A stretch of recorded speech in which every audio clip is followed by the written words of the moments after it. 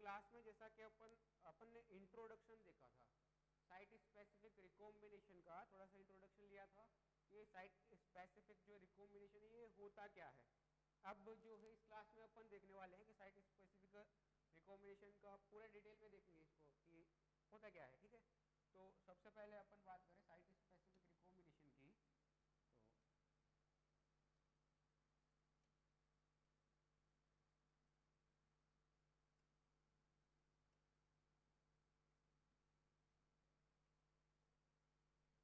तो site specific recombination जो है इसके बारे में अपन बात करना चाहें तो यहाँ पर ना जेनेटिक रिकॉम्बिनेशन की बात कर लेते हैं पहले। कि जैसे अपन सुबह अपन ने बात की थी मतलब पिछली क्लास में कि ये जो है यहाँ पर रिकॉम्बिनेशन दो टाइप के हैं, एक होमोलोगस रिकॉम्बिनेशन, दूसरा यहाँ पर अपन कर रहे हैं जेनेटिक रिकॉम्बिनेशन। ठीक है, जेनेटिक रिकॉम्बिनेशन जो है ना इसके दो प्रोसेसेस है। यहाँ पर दो प्रोसेस अपन देख सकते हैं जेनेटिक रिकॉम्बिनेशन की। कौन कौन सी दो प्रोसेस, एक कंजर्वेटिव साइट स्पेसिफिक रिकॉम्बिनेशन और दूसरा ट्रांसपोजिशनल रिकॉम्बिनेशन, जिसको अपन ट्रांसपोजिशन भी कह देते हैं। दूसरे वर्ड्स में अपन क्या कह देते हैं, ट्रांसपोजिशन भी कह देते हैं। ठीक है, ऐसे दो टाइप की जो है यहाँ पे प्रोसेस देखने को मिलती है। कौन कौन सी, एक तो conservative site specific recombination, conservative site specific recombination,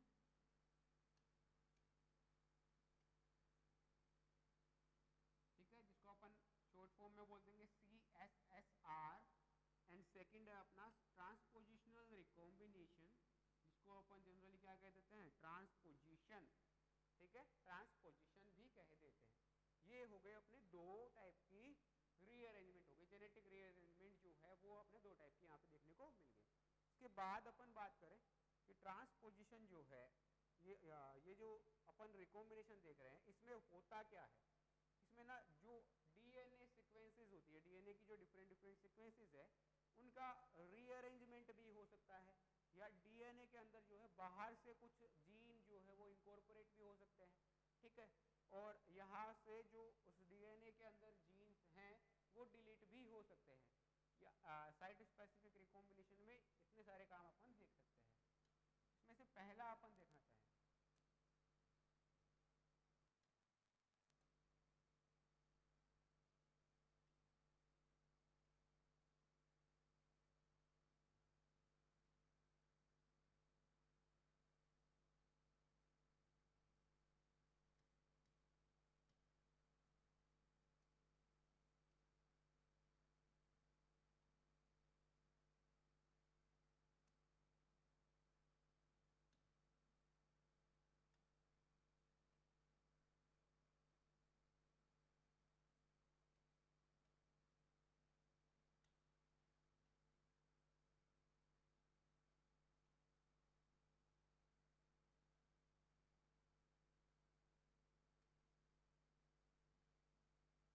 पहला अपन देखना चाहे कौन सा वाला, CSSR या कंजर्वेटिव साइट स्पेसिफिक रिकॉम्बिनेशन की अपन अगर बात करें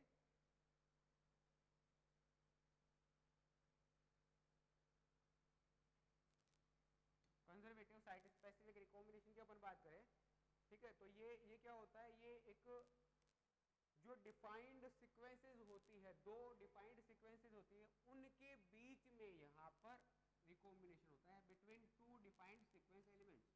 जो डिफाइंड सीक्वेंस एलिमेंट्स है उनके बीच में देखने को मिलता है क्या, conservative site specific recombination. But दूसरा अपन बात करें ट्रांसपोजिशन, ये जो है ये देखने को मिलेगा एक रिकॉम्बिनेशन साइट जो है स्पेसिफिक सीक्वेंस डीएनए के अंदर जो पाई जा रही है जिसको अपन बोल रहे हैं रिकॉम्बिनेशन साइट, वहां और एक नॉन स्पेसिफिक डीएनए साइट के बीच में। ट्रांसपोजिशन कभी भी स्पेसिफिक साइट्स के बीच में नहीं होता। ठीक है, जो डिफाइंड सीक्वेंसेस है उनके बीच में नहीं होता। ये क्या होगा, जैसे एक तो डिफाइंड, मान लो एक डिफाइंड हो सकती है, बट दूसरी जो है जो दूसरा जो एलिमेंट बाहर से आ रहा है वो कैसा है, नॉन स्पेसिफिक डीएनए साइट होती है, वहां पर जाकर के वो ऐड हो सकता है। ठीक है, तो ये ऐसे रिकॉम्बिनेशन जो है स्पेसिफिक सीक्वेंस और नॉन स्पेसिफिक डीएनए साइट के बीच में यहाँ पर ट्रांसपोजिशन टाइप का रिकॉम्बिनेशन होता है, देखने को मिलता है। इसके बाद अपन बात करें biological promoted by these recombination reactions include the insertion of viral genome। जो बायोलॉजिकल प्रोसेसेस में अगर अपन इसका एक एग्जांपल देखना चाहें कि इसका एक एग्जांपल क्या होता है रिकॉम्बिनेशन का, तो सबसे बढ़िया एक एग्जांपल हमें देखने को मिल सकता है कहाँ पर, वायरल जीनोम जो है वो जब बैक्टीरियल जीनोम में एनकोड होता है या इंसर्ट होता है, बैक्टीरियल जीनोम के अंदर जब जाता है वो, तब अपन इसका एक बेस्ट एग्जांपल देखने को मिल सकता है हमें। ठीक है, insertion of viral genome into the DNA of host cell during infection। Infection जब होगा तो वायरस जो है वो क्या करेगा, होस्ट के जो सेल की मशीनरी है उसको काम मिलेगा, इसके लिए उसको अपना डीएनए जो है वो इनकॉर्पोरेट करवाना पड़ेगा किसके अंदर, होस्ट के डीएनए के अंदर, और इसके लिए वो क्या करता है साइट स्पेसिफिक रिकॉम्बिनेशन को काम में लेते हुए अपने जीनोम को वहां पर ऐड करवाता है। ठीक है, इसके बाद inversion of DNA segment alter gene structure and the movement of transposable elements often called jumping genes। ये दो टाइप के यहाँ पर हमें देखने को मिल रहा है, क्या, एक तो inversion of DNA segments alter DNA structure. यहाँ पे जब हम साइट स्पेसिफिक रिकॉम्बिनेशन करवाते हैं, साइट स्पेसिफिक रिकॉम्बिनेशन करवाते हैं तो इसमें क्या हो सकता है, जीन की जो स्ट्रक्चर है वो ऑल्टर हो सकती है, वो चेंज हो सकती है, जीन की स्ट्रक्चर चेंज हो गई। ठीक है, इसके बाद movement of transposable elements often called jumping genes. ये ट्रांसपोजिबल एलिमेंट्स जो होते हैं ना इनको अपन जंपिंग जीन भी बोल देते हैं। क्यों बोल देते हैं, क्योंकि ये जो जीन्स हैं ये एक जगह से उठ करके दूसरी जगह पे जाके इनकॉर्पोरेट हो जाते हैं, एक जगह से उठते हैं और दूसरी जगह पर जा करके इनकॉर्पोरेट हो जाते हैं।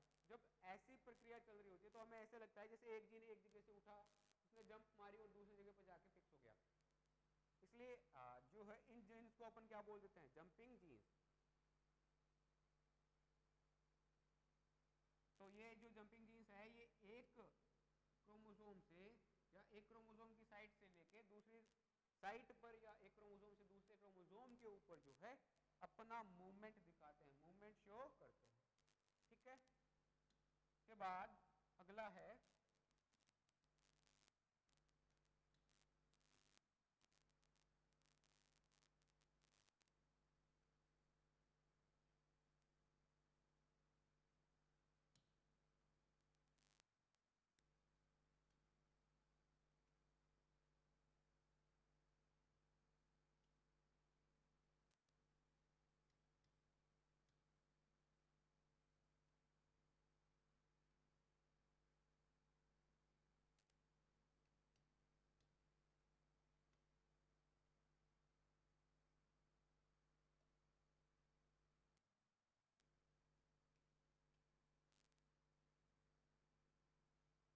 इसके बाद अपन बात करें एक की कंजर्वेशन या conservative site specific recombination and transposition जो है वो एक सिमिलर सी कैरेक्टरिस्टिक की जो है की मैकेनिज्म जो है वो शो करते हैं, एक सिमिलर फीचर को शो करते हैं। एक की फीचर जो है इनके अंदर दोनों में सिमिलर होता है। क्या सिमिलर होता है कि दोनों के दोनों जो है एक कॉमन प्रोटीन को काम में लेते हैं जिसको अपन क्या बोलते हैं, रिकॉम्बिनेज। रिकॉम्बिनेज रिकॉम्बिनेज को काम में लेते हैं जो क्या करेगी, रिकॉग्नाइज करेगी स्पेसिफिक सीक्वेंस को जहां पर रिकॉम्बिनेशन होने वाला है। ठीक है, will occur with in a DNA molecule. उस रिकॉम्बिनेशन साइट को रिकॉग्नाइज करके और फिर वहां पर क्या करवाएगी, रिकॉम्बिनेशन करवाने का काम करती है।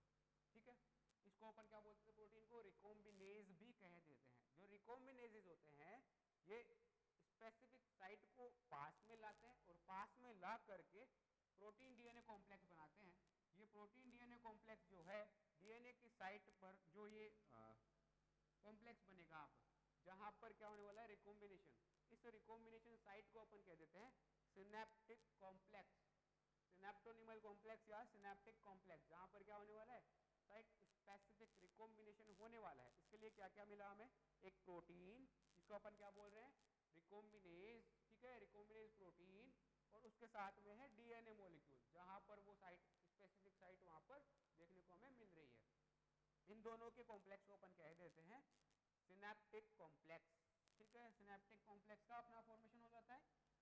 पेप्टिक कॉम्प्लेक्स बनने के बाद जैसे अपन अब एक एक को देखना स्टार्ट कर रहे हैं, ठीक है।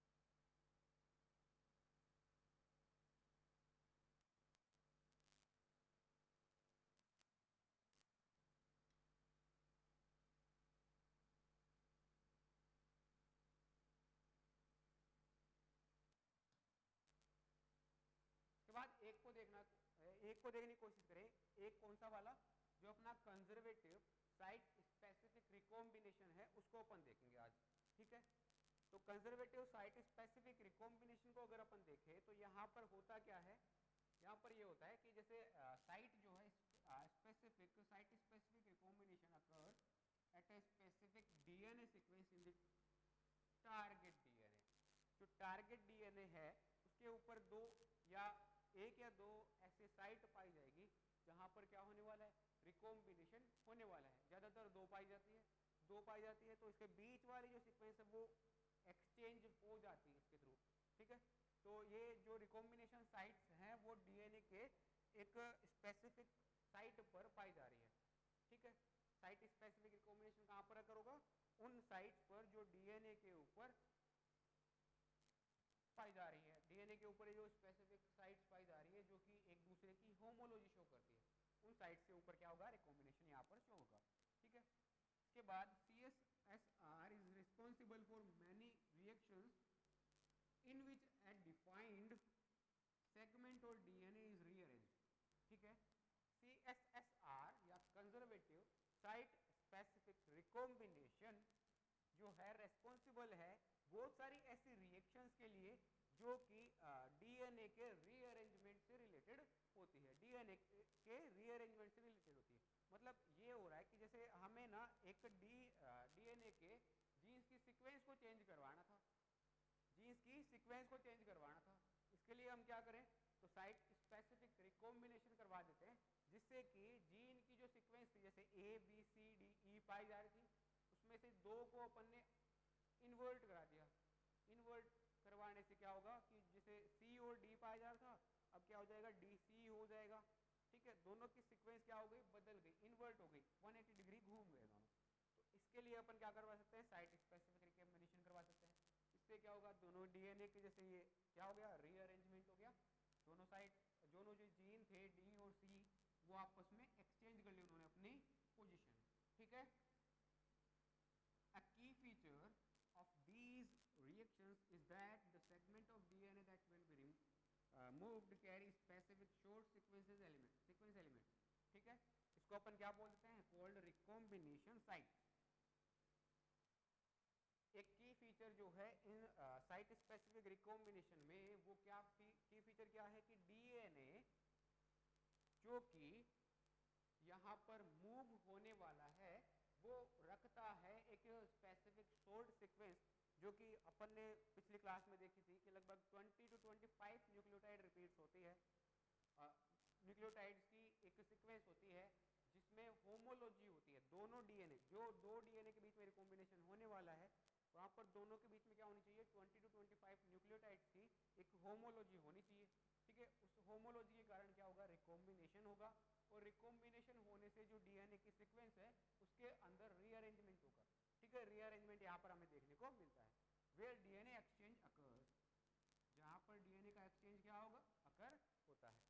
An example of this type of recombination is the integration of bacteriophage lambda genome into the bacterial chromosome. इस टाइप का जो रिकॉम्बिनेशन है, साइट स्पेसिफिक रिकॉम्बिनेशन जो है, इसका है अपने के एग्जांपल देखना चाहें अपन अगर, इसका एक एग्जांपल क्या हो सकता है, इसका एक एग्जांपल होता है जो बैक्टीरियोफेज लैम्डा है, बैक्टीरियोफेज लैम्डा, ये क्या होता है, ये एक वायरस है बैक्टीरियोफेज लैम्डा, ठीक है। बैक्टीरियोफेज लैम्डा ये क्या करता है, ये अपने जीनोम को बैक्टीरियल जीनोम या बैक्टीरियल क्रोमोसोम में एंट्री करवाता है, और एंट्री करवाने के बाद साइट स्पेसिफिक रिकॉम्बिनेशन को काम में लेते हुए जैसे ही सेल के अंदर एंटर हुआ डीएनए, उसको साइट स्पेसिफिक रिकॉम्बिनेशन को काम में लेते हुए डीएनए को उसके क्रोमोसोम के साथ जोड़ देता है, ठीक है। तो ये प्रोसेस किसने काम में ली, बैक्टीरियोफेज लैम्डा ने बैक्टीरियल जीनोम में अपने जीनोम को ऐड करने के लिए।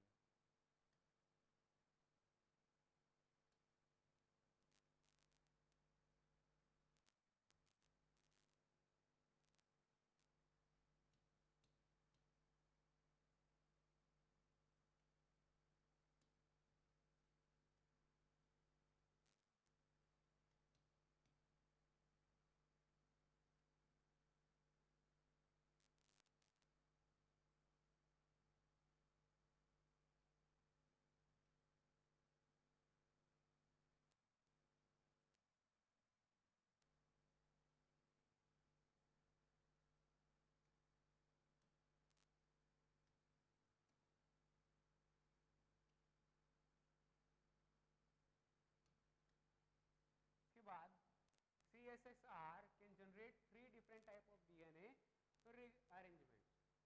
जो CSSR है इसके रिजल्टिंग हमें 3 डिफरेंट टाइप के रिजल्ट देखने को मिल सकते हैं, जैसा कि आपने पिछली क्लास में देखा था।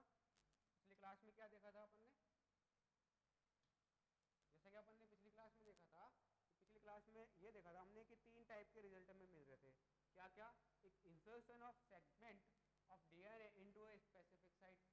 सबसे पहला तो क्या हो सकता है, जैसे कि बैक्टीरियोफेज लैम्डा अपना जीनोम जो है वो बैक्टीरियल डीएनए या बैक्टीरियल क्रोमोसोम के अंदर ऐड करवा रहा है, वैसा ही यहाँ पर insertion of segment of DNA into specific site देखने को मिल सकता है। ठीक है। इसके बाद दूसरा, जैसे डीएनए के सेगमेंट में जो होमोलॉजी पाई जा रही है वो एक ही डीएनए में अगर पाई जा रही हो और उस एक ही जगह पर एक ही डीएनए में जो पाई जा रही है होमोलॉजी, उसके अंदर अगर रिकॉम्बिनेशन हो जाए तो यहाँ पर 2 रिजल्ट हमें देखने को मिल सकते हैं। 2 रिजल्ट क्या?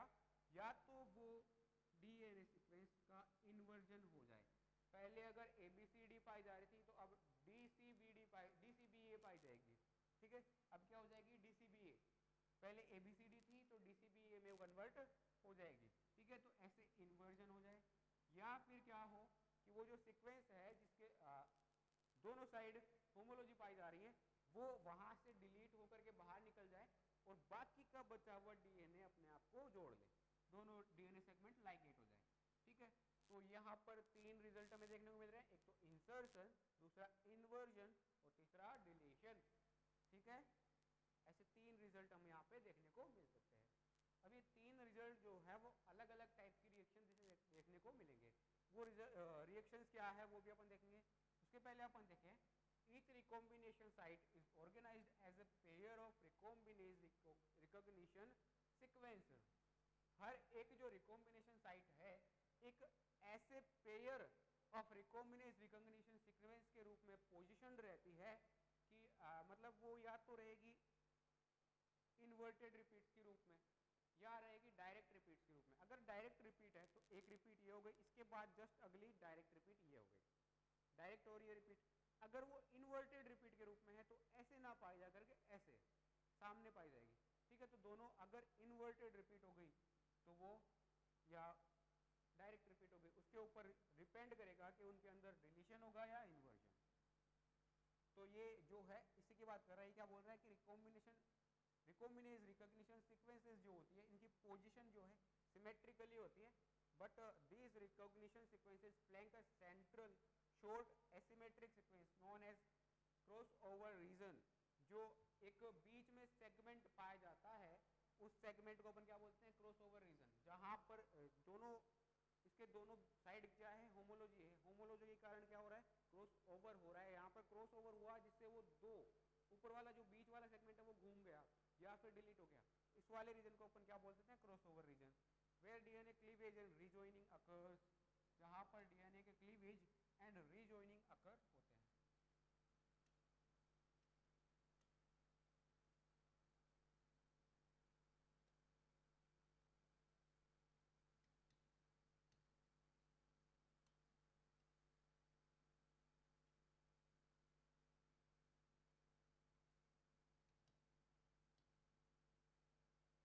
अब देखो, जैसे इसको अपन देखना चाहें,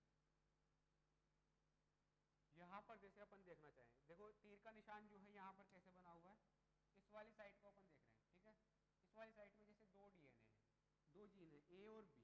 ठीक है, और यहाँ पर जो रिकॉम्बिनेशन साइट है उसका तीर का निशान इधर की साइड बना हुआ, उसका जो तीर का निशान है वो किधर बना हुआ है? इधर। ऐसे तीर का निशान यहाँ पे बना हुआ है। ठीक है, तीर का निशान इधर बना हुआ है, मतलब इस सीक्वेंस को ऐसे रीड किया जा रहा है ए से बी की तरफ। ठीक है, ए से बी की तरफ जब जाएंगे तो यहाँ पर जो है इसकी सीक्वेंस तो ऐसी हो गई। दूसरी जो डीएनए जिसके साथ अपन यहाँ पे रिकॉम्बिनेशन करवाना चाह रहे हैं उसकी भी होमोलॉजी किधर है? इधर की साइड। दोनों जब एक तरफ अरेंजमेंट हो जाता है इन दोनों का, तो एक तरफ अरेंजमेंट होने के कारण ए और बी आपस में जो है यहाँ पर डीएनए की सीक्वेंसेस को अपने साथ जोड़ करके और अपनी अपनी पोजीशन पर फिक्स हो जाएंगे। जैसे इन दोनों के बीच में क्या हुआ? क्रॉसओवर हो गया। क्रॉसओवर होने से ए ले गया वाई को, ए ले गया वाई को और बी ले गया एक्स को। ठीक है, बी के साथ चला गया एक्स और ए के साथ चला गया वाई। ठीक है, चला गया। ऐसे ही यहाँ पर आगे चले जब इसका रिकॉम्बिनेशन आगे करवाया और आगे करवाने पर क्या मिलेगा, इसे ये करवाया, ये दो साइड हो गई अब इसके अंदर बी और एक्स के बीच में एक साइड जो कि ऐसे पाई जा रही है, ए और वाई के बीच में एक साइड जो कि ऐसे पाई जा रही है, दोनों एक ही डायरेक्शन में है, दोनों डायरेक्ट रिपीट्स है। ठीक है, जब इन दोनों के बीच में रिकॉम्बिनेशन होगा तो रिकॉम्बिनेशन होने पर ये एक्स वाई फिर से बाहर निकाल दिया जाएगा एंड ए बी फिर से रीजॉइन हो जाएगा, ए बी फिर से क्या हो जाएगा, रीजॉइन हो जाएगा।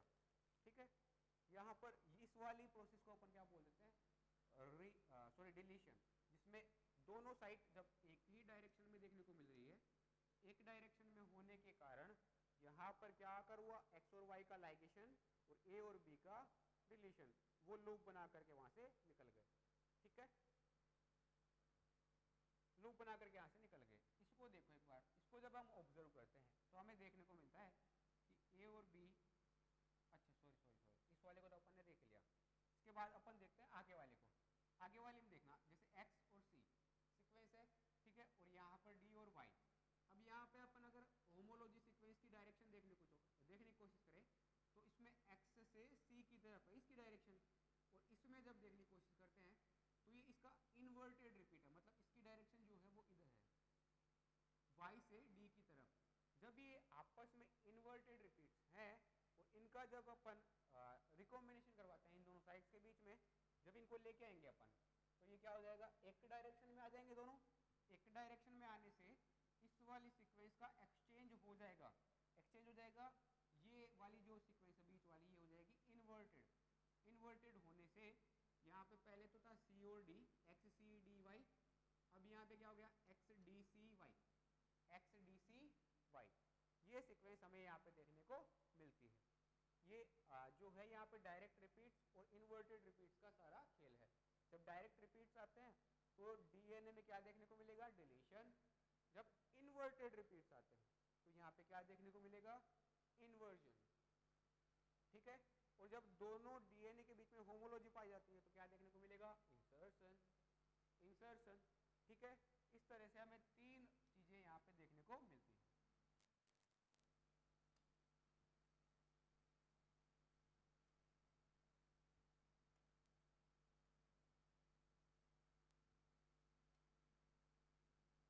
अब जो डीएनए मॉलिक्यूल है वो कैसे रिलेट कर सकता है आपस में, जैसा कि अपन ने पिछले डायग्राम में देखा कि ये दो तरीके से रिलेट कर सकता है, या तो डायरेक्ट रिपीट मैनर में या इन्वर्टेड रिपीट मैनर में। इन्वर्टेड रिपीट मैनर में अगर रिलेट करता है तो यहाँ पे हमें क्या देखने को मिलेगा, क्या पे हमें देखने को मिलेगा, इन्वर्जन। और जब डायरेक्ट रिपीट की फॉर्म में हमें देखने को मिलता है तो यहाँ पे देखने को मिलेगा हमें डिलीशन। ठीक है, इसके बाद अगला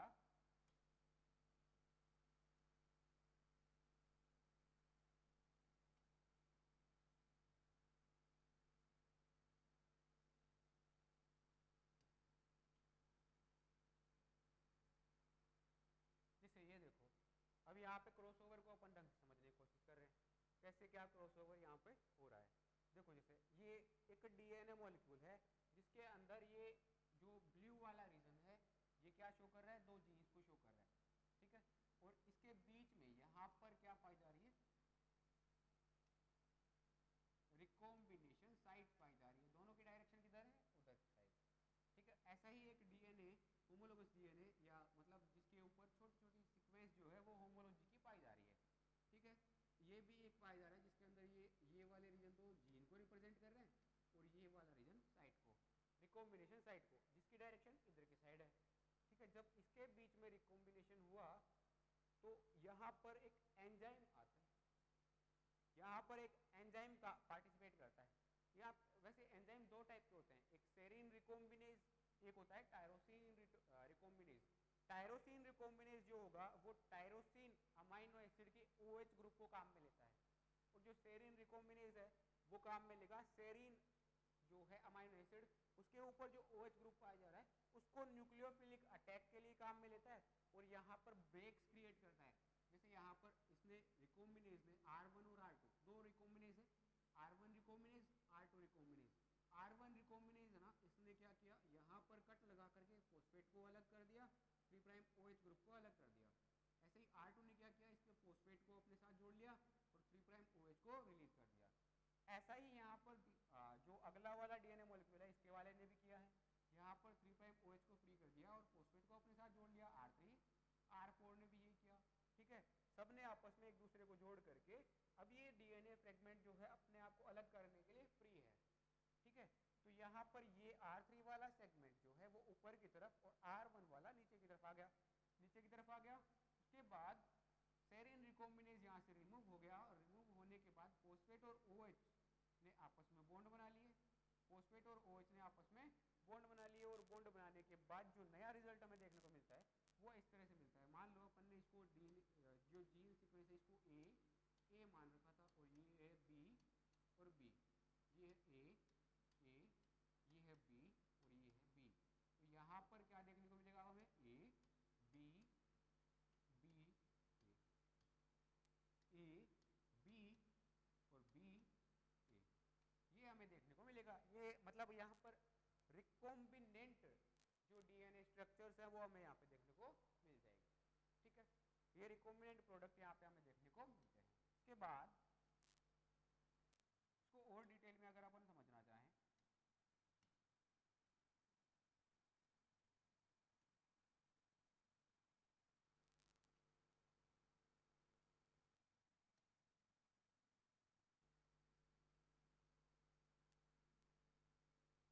और डिटेल में अगर अपन समझना चाहें, जैसे देखो ये वाला सीक्वेंस देखना एक बार, यहाँ पर क्या हो रहा है, यहाँ पे इनके बीच में जो होमोलॉजी है वो यहाँ पर इस रीजन में पाई जा रही है, होमोलॉजी इस रीजन में पाई जा रही है, ठीक है।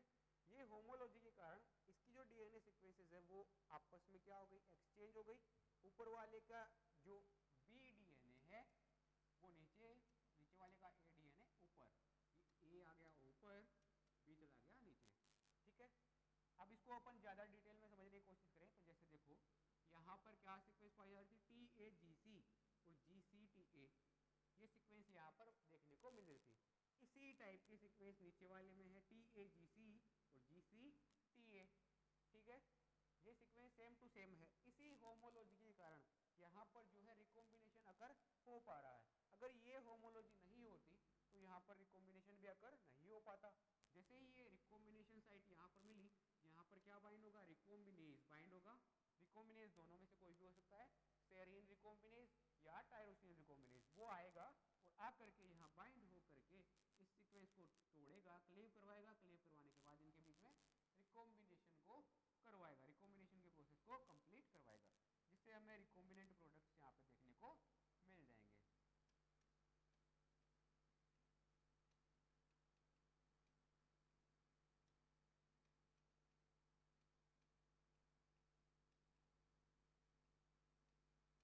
रिकॉम्बिनेंट प्रोडक्ट्स यहाँ पे देखने को हमें मिल जाते हैं, ठीक है।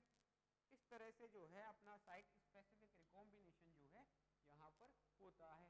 इसमें 3 रिजल्ट देखे अपन ने, इंसर्शन, इन्वर्जन एंड डिलीशन, ठीक है। तो ये हुआ आज का अपना पूरी प्रोसेस, आज की अपनी पूरी प्रोसेस ये हुई। इसके बाद इसको एक बार वापस से रिपीट कर ले पूरा। आज क्या क्या देखा अपन ने, देखो साइट स्पेसिफिक रिकॉम्बिनेशन देखा, ये साइट स्पेसिफिक रिकॉम्बिनेशन और एक प्रोसेस और होती है ट्रांसपोजिशन, दोनों के दोनों कॉमन फीचर शो करती है। क्या कॉमन फीचर, कि दोनों के दोनों जो है रिकॉम्बिनेज को काम में लेते हैं। रिकॉम्बिनेज 2 टाइप के हो सकते हैं, कौन कौन से, सेरीन रिकॉम्बिनेज और tyrosine recombinase. Tyrosine recombinase tyrosine के ऊपर पाए जाने वाले OH ग्रुप को अपने न्यूक्लियोफिलिक अटैक के लिए काम में लेगा, और सेरीन रिकॉम्बिनेज जो है वो सेरीन के OH को न्यूक्लियोफिलिक अटैक के लिए काम में लेता है, ठीक है। अब यहाँ पर ये जो डीएनए और प्रोटीन, रिकॉम्बिनेज प्रोटीन जो है ये एंड डीएनए जब ये कॉम्प्लेक्स बनाते हैं और जब ये क्रॉसओवर होने वाला होता है तो इस कॉम्प्लेक्स को अपन बोल देते हैं सिनेप्टिक कॉम्प्लेक्स। क्या बोल देते हैं, सिनेप्टिक कॉम्प्लेक्स, ठीक है। सिनेप्टिक कॉम्प्लेक्स के बाद यहाँ पर जब अपन पूरी सीक्वेंस को देखने की कोशिश करते हैं ये वाला, तो यहाँ पर हमें पता पड़ता है कि जब साइट स्पेसिफिक रिकॉम्बिनेशन या कंजर्वेटिव साइट स्पेसिफिक रिकॉम्बिनेशन जब हम करवाते हैं तो जो होमोलॉजी है इन सीक्वेंसेस के बीच में दोनों की डायरेक्शन एक जैसी है, ठीक है, एक साइड में है, तो यहाँ पर क्या होगा, दोनों एक दूसरे के साथ जुड़ जाएगी और दोनों के दोनों सीक्वेंसेस क्या हो गई, एक दूसरे के साथ जुड़ गई। अब यहाँ पर देखने की बात यह है कि जब एक ही डीएनए में दो अलग अलग रीजन में होमोलॉजी पाई जा रही है, और ये होमोलॉजी जो है अगर एक डायरेक्शन में है या दो अलग अलग डायरेक्शन में, इस चीज के ऊपर डिपेंड करेगा कि यहाँ पर इन्वर्जन होगा या डिलीशन होगा। इन्वर्जन कब होगा, जब दोनों के दोनों रिपीट्स जो है वो इन्वर्टेड हो, आप एक दूसरे के सामने हो। मतलब अगर ये TAGC है, ठीक है, तो ये CGAT होगा, CGAT होगा, ठीक है। तो TAGC और CGAT ऐसे दोनों आपस में एक दूसरे के इन्वर्टेड रिपीट्स हैं। इन्वर्टेड रिपीट्स होने के कारण यहाँ पर क्या होगा, इन्वर्जन हो गया। पहले ये सीक्वेंस देखने को मिलती थी हमें XCDY, अब यहाँ पे देखने को मिलेगा XDCY, ठीक है। तो C और D क्या हो गए, इन्वर्जन हो गया C और D का, जिसे C D की पोजीशन पे आ गया और D C की पोजीशन पे, ठीक है। ऐसा ही यहाँ पर देखे अपन अगर, तो दोनों अगर डायरेक्ट रिपीट्स है, एक दूसरे की डायरेक्ट रिपीट्स है, ये भी TAGC ये भी TAGC, ठीक है, तो दोनों डायरेक्ट रिपीट होने पर क्या होगा, ये XY अलग बाहर निकल जाएगा और AB अपना लूप आउट हो करके बाहर निकल जाएगा, एक लूप बना करके बाहर निकल जाएगा, ठीक है। इसके बाद अपन ने ये देखा कि रिकॉम्बिनेज कैसे काम करता है। रिकॉम्बिनेज जो है, सेरीन रिकॉम्बिनेज अपन एक एग्जांपल लेके देख रहे हैं। रिकॉम्बिनेज क्या करेगा, ये जो डीएनए की होमोलॉजी सीक्वेंसेस है वहां पर कट लगा करके फोस्फेट को अपने साथ जोड़ लेगा एंड 3' OH ग्रुप को फ्री छोड़ देगा। ऐसे ही R2 दूसरे वाले स्ट्रैंड के फोस्फेट ग्रुप को अपने साथ जोड़ लेगा एंड OH ग्रुप को छोड़ देगा, ठीक है। ऐसे ही नीचे वाले डीएनए के साथ होगा, वहां पर रिकॉम्बिनेज थर्ड एंड फोर्थ क्या करेंगे, आपस में एक दूसरे के फोस्फेट ग्रुप को पकड़ के OH ग्रुप को फ्री कर देंगे और फिर ये दोनों साइड एक दूसरे को रिकॉम्बिनेज मतलब एक दूसरे को क्रॉस ओवर कर जाएगी। क्रॉस ओवर करने से, अब क्रॉस ओवर करने के बाद ये रिकॉम्बिनेज यहाँ से रिमूव और साइड्स आपस में वापस से बाइंड करने के लिए फ्री हो गई है। OH ग्रुप जो है फोस्फेट के साथ रिएक्शन करता है एंड बॉन्ड बना करके, फोस्फोडाइस्टर बॉन्ड बना करके यहाँ पर वापस से डीएनए का पार्ट बन जाता है। जब हम यहाँ पर देखते हैं तो पता चलता है कि ये जो सीक्वेंस है, पहले जो AA पाया जा रहा था अब वो AB में कन्वर्ट हो गया, ठीक है, और जो पहले BB पाया जा रहा था अब वो BA में कन्वर्ट हो गया। इस तरह से जो है यहाँ पर रिकॉम्बिनेज काम करता है।